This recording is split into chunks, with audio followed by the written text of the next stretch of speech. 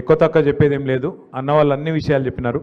మీరు చెప్పినట్టుగా ఇక్కడ ఉన్న వాళ్ళందరూ రహమత్ నగర్ వాళ్ళ, బోరబండోళ్ళ, యూసుఫ్ గూడల, ఎక్కడ ఉన్నారు ఎక్కువ? రహమత్ నగరా మొత్తం? బోరబండ కూడా ఉన్నారా? ఎర్రగడ్డ ఎవరైనా ఉన్నారా? అంతా జూబ్లీహిల్స్ వాళ్ళేనా? మీరు హైదరాబాద్లో పోయినసారి కూడా 2023లో కూడా ఆ రోజు కాంగ్రెస్ వాళ్ళు చెప్పిన కాకమ్మ కథలు ఇనలేదు. అప్పుడు కూడా మీరు దయతోని మీ ఆశీర్వాదంతో అప్పుడు కూడా కేసీఆర్ రావాలని చెప్పి మీరు ఓటేసింది. కానీ ఊర్లల్లా వీళ్ళు చూపెట్టిన ఆశకు వీళ్ళు చెప్పిన మాటలకు కొంతమంది జిల్లాలలో నమ్మి మోసపోయి ఇలా బాధపడతా ఉన్నారు. మీరు మాత్రం ఎన్నడూ నమ్మలేదు. నమ్మకుండా మొత్తం ఔటర్ రింగ్ రోడ్డు లోపల మొత్తం ఒక్క సీటు కూడా కాంగ్రెస్కి ఇవ్వకుండా గెలిపించినందుకు ముందుగా మీ అందరికీ హృదయపూర్వకంగా ధన్యవాదాలు, హృదయపూర్వకంగా నమస్కారాలు. మరి 2 ఏళ్లలో ఏం మారింది? కాంగ్రెస్ వచ్చినాక ఏమైనా మంచి పని జరిగిందా అంటే నాకంటే బాగా మీకే తెలుసు. ఒక్క మంచి పని చేయలేదు. లేకపోగా ఇంకా మీదికెళ్ళి ఇల్లు గులగొట్టుడు, గలీజ్ పనులు చేసుడు, వాళ్ళ సొంత ఆస్తులు పెంచుకునేందుకు మంత్రులు ముఖ్యమంత్రి గల్లాలు పట్టి కొట్టుకున్నాడు తప్ప చేసిన ఒక్క మంచి పని కూడా 2 నెలలు లేదు. ఒక్కటంటే ఒకటి, డబల్ బెడ్రూమ్ ఇండ్లు కేసీఆర్ గారు 1,00,000 కట్టిస్తే మీ జూబ్లీహిల్స్ నియోజకవర్గానికి అందులో 4,000 ఇండ్లు ఆనాడు ఇవ్వడం జరిగింది. ఈసారి కూడా మరొక 4,000-5,000 ఇండ్లు ఇవ్వాలనే ఆలోచనతో కేసీఆర్ గారు ఉండే. కానీ ఈ ప్రభుత్వం వచ్చినాక 2 ఏళ్ళు అయిపోయింది. 2 ఏళ్లలో ఒక్క ఇల్లు కట్టలేదు, ఒక్క రూపాయి శాంక్షన్ చేయలేదు, ఒక్క గరీబోనికి కూడా కొత్తగా ఒక స్కీమ్ పెట్టలేదు. ఏమన్నా మాట్లాడితే ఇక ఫ్రీ బస్ పెట్టినాం కదా అంటారు. ఇక ఫ్రీ బస్ కథ ఏందో నాకంటే బాగా మా ఆడబిడ్డలకు తెలుసు. ఆడోళ్ళకి ఫ్రీ అట, మగోళ్ళకి డబల్ రేట్ అట. ఇక గదేం ఫ్రీ బస్సు నాకైతే అర్థం కాదు.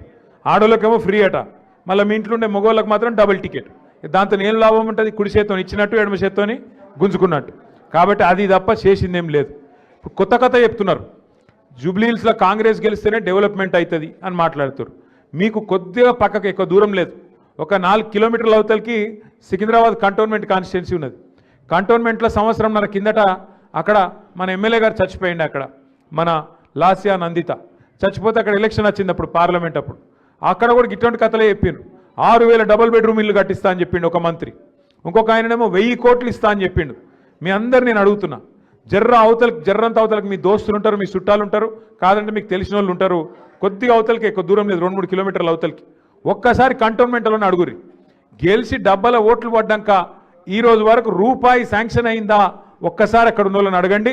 దాన్ని బట్టే మీకు మొత్తం ముచ్చట అర్థమైపోతుంది. కాంగ్రెస్ వాళ్ళకి తెలిసింది ఒకటే, ఓడ మీద ఉన్నప్పుడు ఓడమల్లన్న, ఒడ్డుకెక్కినాక బోడమల్లన్న.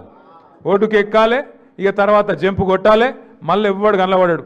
ఒకటి యాది పెట్టుకొని ఇవాళ గల్లి తిరుగుతుండు పొన్నం ప్రభాకర్, తుమ్మల నాగేశ్వరరావు, వివేకు, ఇంకొక 2-3 జమైనరు. ఈ ఏ ఒక్కరు కూడా రేపు జూబ్లీహిల్స్ ఎలక్షన్ 15 నవంబర్ తర్వాత ఒక్కరు కూడా కనబడరు. మళ్ళా కనబడేది గిదే శ్రీనివాస్ యాదవ్, గిదే కేటీఆర్, గదే మాగంటి సునీతమ్మ తప్ప ఒక్కరు కూడా మళ్ళీ మీకు కనబడరు. బీఆర్ఎస్ వాళ్ళు తప్ప ఒక్కరు కూడా కనబడరు.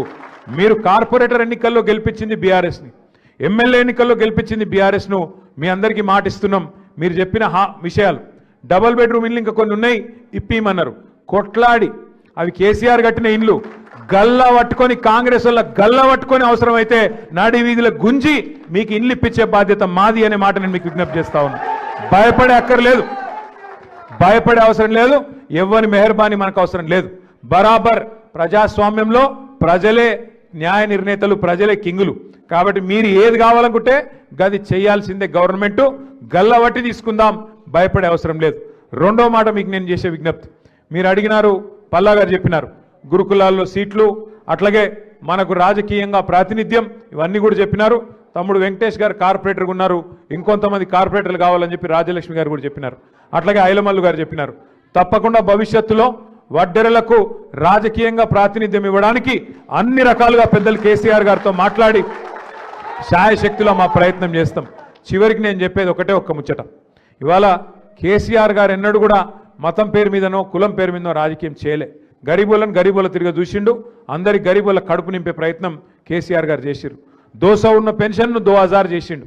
కానీ ఎన్నడూ కూడా కులం పెట్టో ఇంకోటి పెట్టో తప్పించే ప్రయత్నం చేయలే.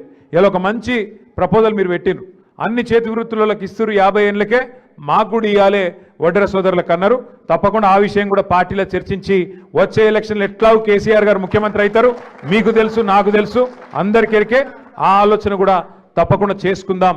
మీరు మాత్రం 11 తారీఖు నాడు తప్పకుండా మన అభ్యర్థి గోపీనాథ్ భార్య సునీతమ్మను గెలిపించి కేసీఆర్ గారిని మరింత శక్తివంతుని చేసి ఈడికెళ్ళే మొదలైంది కేసీఆర్ మళ్ళీ తిరిగి వస్తుండు తప్పకుండా జుబ్లీల్స్కి వెళ్ళే కథ మొదలైంది అన్నట్టు మీ తీర్పు ఉండాలి ఆ సౌండ్ ఢిల్లీలో అయిన వాడాలని చెప్పి మళ్ళొకసారి కోరుతూ పేరు పేరున అందరికీ నమస్కారాలు జై తెలంగాణ